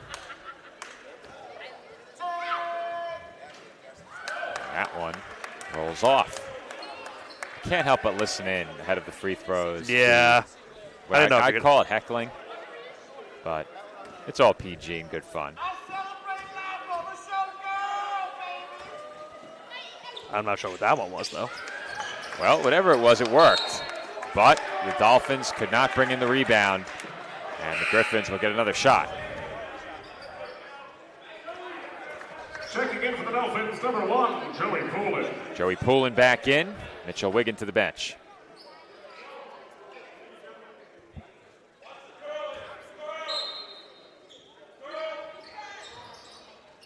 Inbound goes to Dow in the corner. He backs in on Goldstein. Fadeaway jumper. No good. Chestnut with the rebound. 5.5 to play. And the Dolphins can afford to take their time every trip up the floor. No need to push it here. Goldstein alley-oop, and Kone, 6'8", just not tall enough to grab that one. Yeah, they're trying to add to his highlight reel with that one. That would have been something special.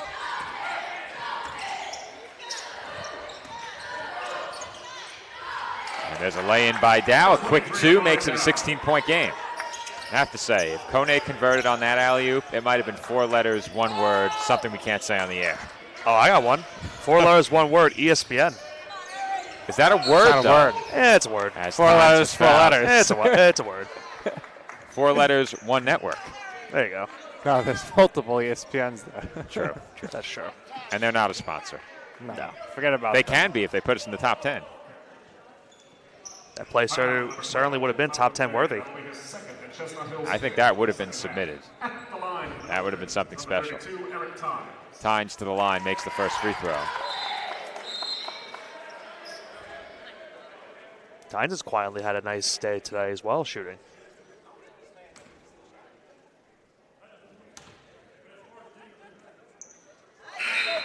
Tynes knocks down the second.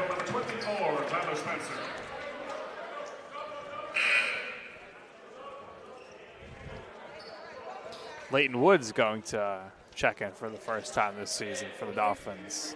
Leighton Woods into the game. Dolphins now lead it by 19 with under 5 to play as Tynes goes 3 for 3 from the stripe. And Tynes has played really well in this game. Had some big buckets last night as well as there's another quick two for the Griffins. But today, Tynes 15 points, make it 16 with that last free throw. 5 of 9 from the field, 3 of 6 from downtown, perfect from the line. To go along with 3 rebounds in 28 minutes as Kone's pass not on target for Goldstein. Dolphins turn it over. Tynes been very efficient, as you just mentioned before. I like to see that out of the transfer. Just over 4 minutes to play now. Griffins look to work quickly. The Dolphins perfectly content to let them dribble it around on the outside. And straight to the rim goes Gorham. And that will prompt a timeout by Chestnut Hill with 4:05 remaining. The lead back to 15 for the Dolphins, our score with 4 minutes and change left. Staten Island 78, Chestnut Hill 63. And let's welcome back to the court your CS.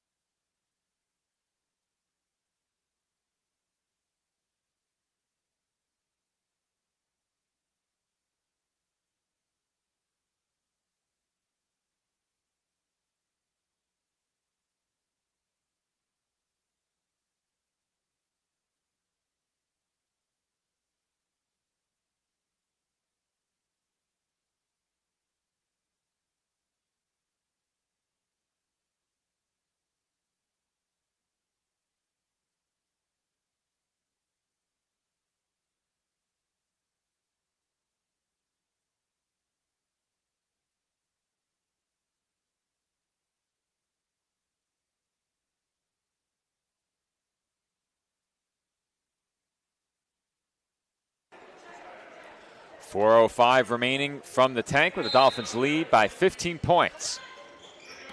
Looking to make it a 2-0 start. And a clean sweep of 2 games over the last 24 hours here at the 2025 Tournament of Heroes. Would be historic, first time ever, a 2-0 start for Coach Tibbs. You have to be exceptionally happy with it considering how much this roster has changed since last year. As Chestnut banks it in. CSI's hitting the road after this one for a long distance trip for the next 2 games. You have, for this Dolphins team, and perhaps that's not the right phrasing, it's not necessarily the personnel that has changed. It's the players logging big minutes that have changed this year. A lot of these Dolphins have been with the program for a year or 2, but they're all being asked to play much bigger roles this year, and so far they've responded.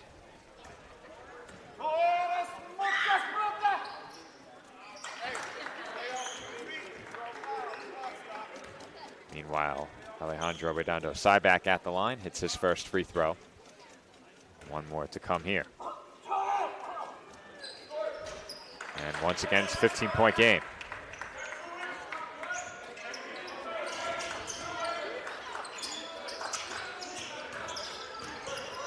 Chestnut for Goldstein.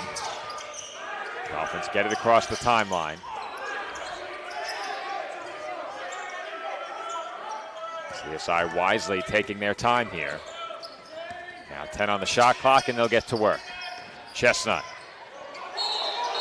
Travel. Travel on the Dolphins. It's Chestnut Hill basketball. But JJ, I think 21 points in this game, so a great bounce back performance from him here this afternoon after last night. Absolutely. He's led the way for CSI offensively today. 21 points, 8 rebounds, 4 assists. And it looks like you'll get a chance to talk to him post-game, Nick. Looking forward to it. Floater rattles in for Spencer. That's just Spencer's 3rd shot attempt.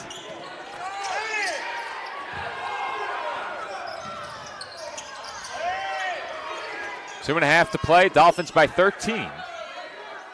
Can't get too complacent here. One more basket should put this one on ice if you're CSI.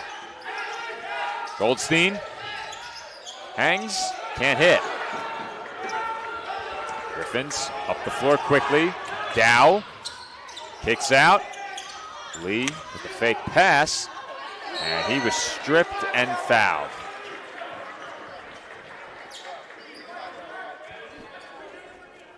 Foul number 2, Leighton Woods. That'll be his first and the Dolphins' 9th of the second half.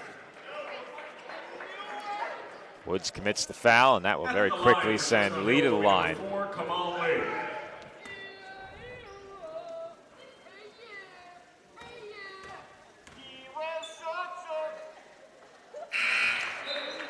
First free throw is good, and Mitchell Wiggin will check back in.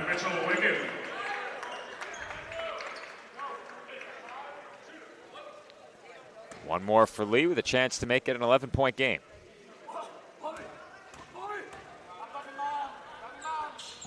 That one is short and nearly rebounded by Redondo. Cyback, who makes the save. Wow. Lee lost his footing, gets on top of it, loses the ball, and the Dolphins eventually do come away with it. 1:50 left in the game. No need to rush anything here. That could have been disastrous for CSI after that missed free throw. Well, a basket there could have opened the door. 3 would have made it a 9-point game. Dolphins again can take their time. This is Wiggin. Spinning jumper is good. Mitchell Wiggin continuing to show how good he can be from the mid-range. Wiggin, career high, 16 points. Live stats just a bit behind. That is 18 as Gorham knocks down a 3. Coach Tibbs, you got to be happy that you're getting 3 guys scoring 16 or more.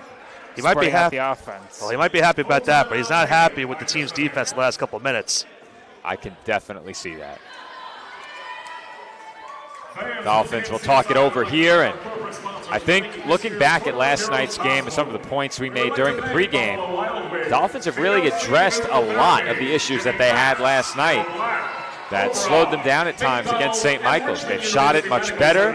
They've gotten double-digit scoring from 4 different players. Kone also 2 points shy of double figures. He does have the 4 fouls. You'd like to see that cleaned up moving forward this season. The Dolphins hate to have him in foul trouble for such a large portion of the game, but I think overall it's been another strong effort for the Dolphins and a well-deserved 2-0 start if they can close it out. Yeah, certainly could be the case. And like you mentioned, seeing these players that we saw a little bit from last season now take that extra role and step up in that extra role in a big way. Wiggin has shown some great flashes in these first 2 games. Kone as well, big second half here in this game. And we're even seeing some of the new players as well thrive. Eric Tynes has had a very nice night shooting, and I also forgot to mention Joey Poulin has also had a nice contribution to this game earlier on in the first half. Poulin in 24 minutes, 6 points, 2 of 2, and much of his work in terms of the numbers on the stat sheet was done in the first half. Did not start the second half. Wiggin getting the Poulin nod. did start. He He did? He got a quick foul. Okay. And then Wiggin came in. Blink and you missed it.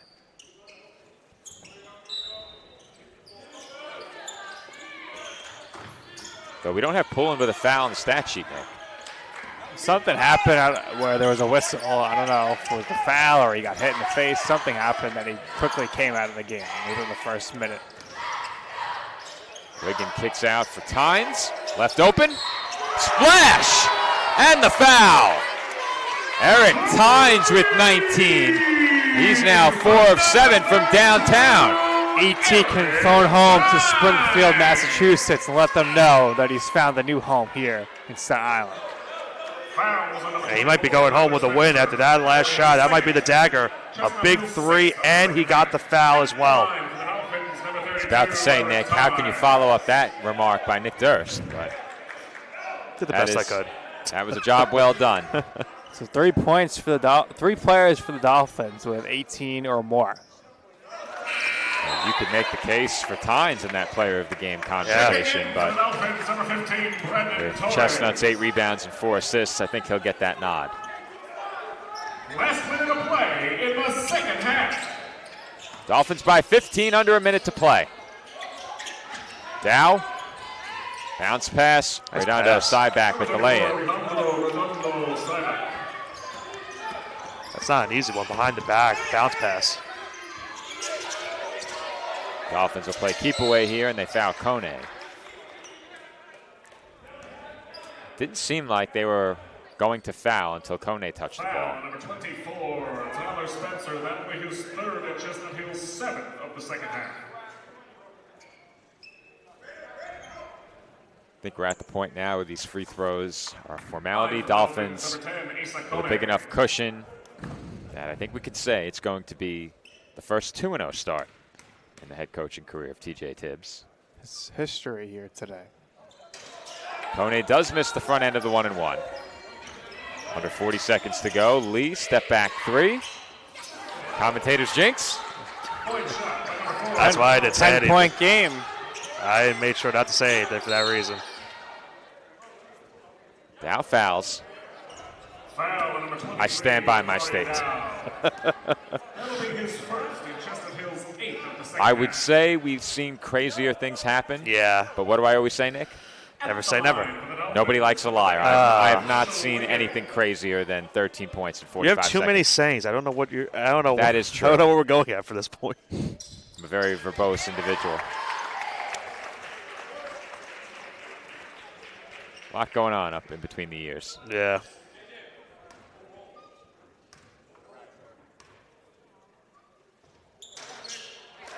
We good now, Nick? 20 points for Wigan, 20 for Tynes, 21 for JJ Chestnut.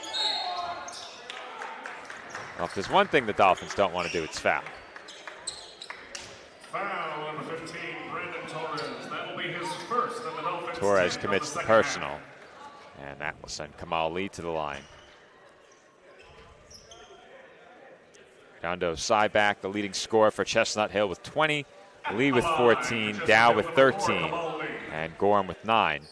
For the Dolphins, Chestnut with 21, Tynes with 20, Wigan with 20.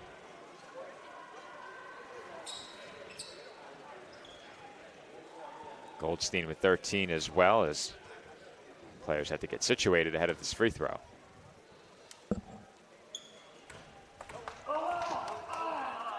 Dolphins maintain shooting north of 50%. Pretty much the entire game. Got a feel for one of the fans in attendance. Seems like he has a slight cough when the Griffins are at the free throw line. Oh, yeah? Yeah, it sounds like it. It's cold in here. It is cold in here.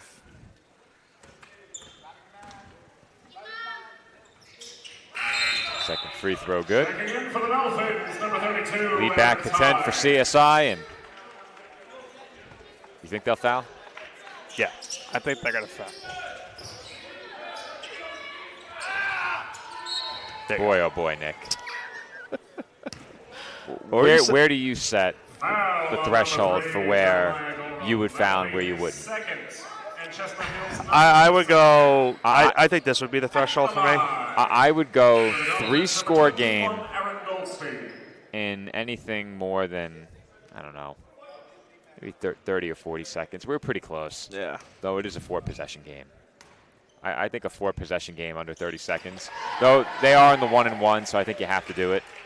You can get a free stop effectively if they miss the front end. And see the Dolphins are back defensively, not contesting the rebound. So I take it back. In the 1-and-1, you have to foul. Goldstein 15 points now to follow up last night's great performance. So an excellent weekend for him. Lee from 3, air ball. Wiggins saves it, and Torres is fouled. Torres would that one wasn't intentional. He was just trying to get the ball. Well, Torres going to have his first chance at some points here as a Dolphin. His fourth at Chestnut Hill's 10th of the second half. At the line for the Dolphins, number 15, Brandon Torres. Dolphins from the line tonight, 18 of 20. He'll take that every game.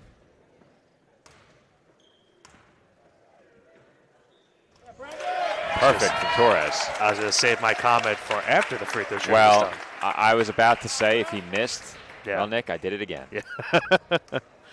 19 of 21 and 20 of 22. Very efficient. That's what I was going to go for earlier. Darn right you were. Kick out there over Poulin. Lee will try another 3, and he knocks down another. Here comes another foul. Oh, boy, no. No, that won't be.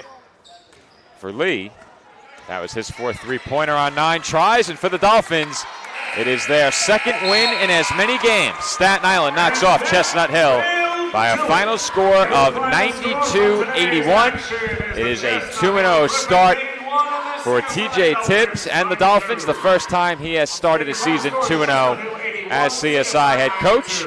And we will hear from our TLC Physical Therapy Player of the Game, JJ Chestnut, in just a few moments. We'll throw it to a quick break, and when we come back, Nick is joined courtside by JJ Chestnut. And that concludes.